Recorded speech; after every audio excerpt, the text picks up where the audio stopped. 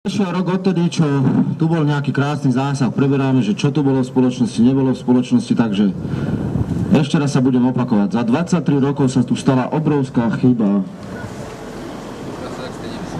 Niekto nám rozkradol štát.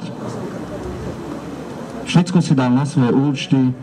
Povedia, že treba vymeniť 2-3 generácie, že sa to zmení. Ono sa to nezmení samo, lebo tie 2-3 generácie, oni si odchovajú svoje detičky, svojich bratrancov, svoje nemanželské deti, krížom, krážom.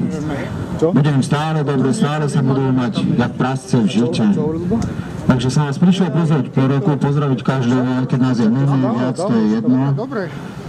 Jedno chcem odkázať, že víťazi to nevzdajú, a ja to nevzdám. A takisto vám opakujem, ako pred rokom som vám povedal, že máte obrovský problém a ten problém sa volá národ slovenský.